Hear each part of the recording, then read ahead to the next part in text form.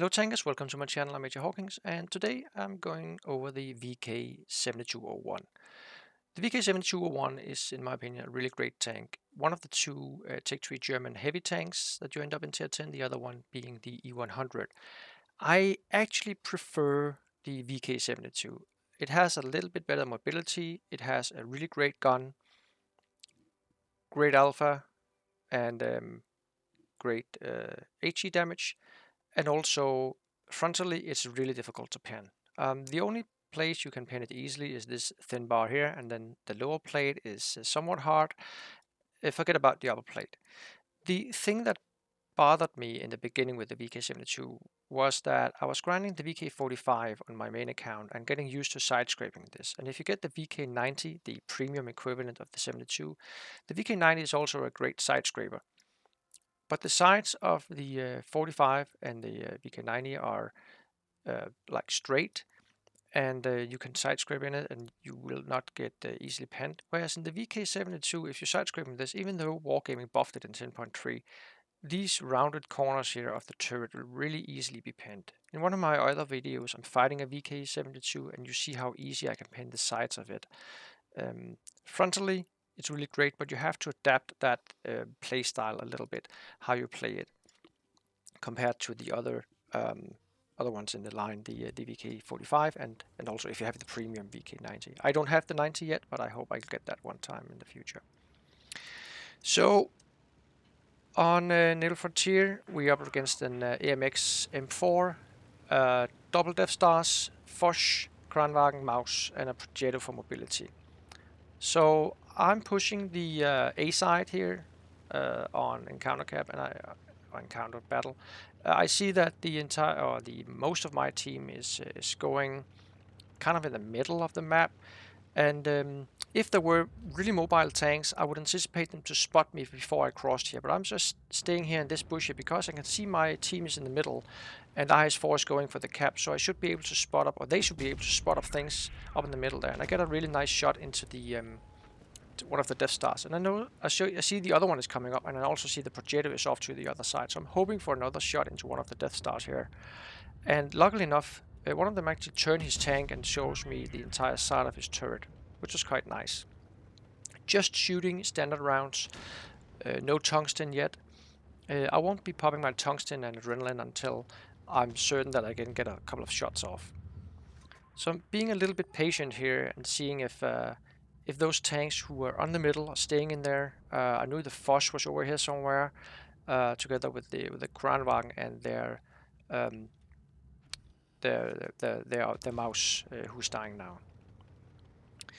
So making my move here, and I'm thinking that the Kranwagen must be looking at our E5, so I'm thinking that I can get an easy shot, but you see he turned his entire turret, and I could have waited here, but again, I popped my tungsten, and I got a really nice trade there, 350 for my 700 back, and I can, during my reload time, I can make it to the other side here and hopefully give him another shell before my tungsten goes away.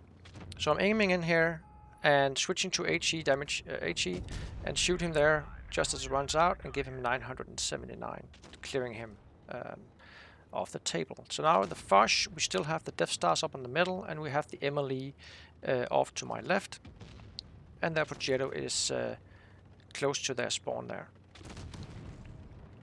So going this way around, I know that there are no tanks hiding up in the bush up to the left here. I know the Foch is here, the Progetto was up by their spawn, and I had the two Death Stars up in the middle. My concern here is the Death Stars. I cannot poke too far ahead, because if they come down, they can really make me suffer.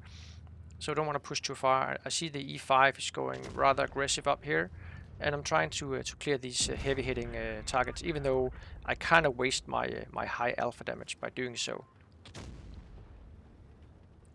And I actually point out that the other Death Star there. I know the Progetto is off to my front, but then I suffer a shot from the rear, from the MLE, and I'm pushing forward to clear the Death Stars. He turns around. The Progetto is off to the side there, and the E5 will give him a shot, and then I'll start to aim at him. At the same time, I hide myself from the Foch down on my right side here, and I think that the Progetto thought he could hide himself behind that rock there, but he couldn't. So that leaves only the M4 and I have the 4202 is rather healthy on me. So together we have more hit points than the M4, but he's hard hitting as well, the same as me.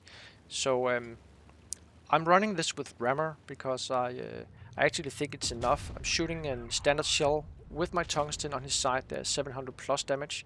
You see how nice this tungsten is. I'm a big fan of tungsten shells. I can't HE him in the side, but if you see the rear of his turret, I can HE that and finishing him off with an 800 and 838 with a tungsten shell. So this was my first ace in the VK72 and played on my free-to-play account. I haven't aced it yet on my main account, hoping to do so in the future. But I think it really features the decency of this tank. I think it's an incredible good tank. Just don't side scrape in it. That'll be a downfall. Great gun, decent mobility, excellent HE damage. And try it out with the tungsten if you haven't tried it yet. I think it's really great. Provision-wise, I go with the sandbag armor, which also gives it a little bit more hit points. So that's all about the VK72. A great line, except you have to adapt your playstyle a little bit at the end there because it's no side scrape with this tank. Poke with your front, try to bait people to shoot into your frontal area here, and then come around and give them a big slap of 600 plus in the face. Yeah, that's all for me, folks. Hope you enjoyed. Please consider to give me a like and subscribe to my channel if you want to see more from me. Other than that, take care and have a really great day. Bye bye.